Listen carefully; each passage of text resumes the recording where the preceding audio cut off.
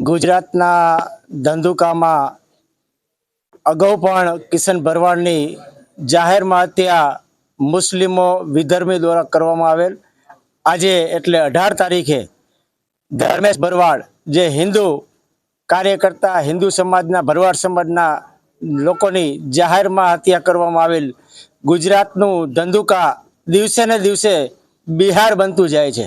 આની લાગણીને અનુસંધાને ડૉક્ટર પ્રવીણ તોગડિયા સાહેબનો એક ખાસ સંદેશ છે કે ગુજરાતને બિહાર નથી બનવા દેવું। એ માટે સમગ્ર ગુજરાતમાં જિલ્લા કલેક્ટરશ્રીને આવેદનપત્ર દેવામાં આવ્યું છે।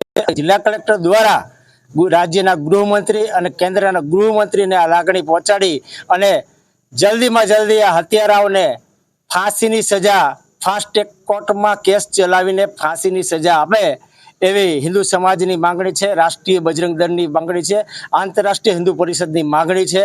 એના માટે આજ રોજ ધાંગધ્રા ડેપ્યુટી કલેક્ટર સાહેબને આવેદનપત્ર દેવામાં આવ્યું છે। સમગ્ર હિન્દુ સમાજના અનેક સંગઠનો સાથે જોડાયેલા છે। ભારત માતા કી જય।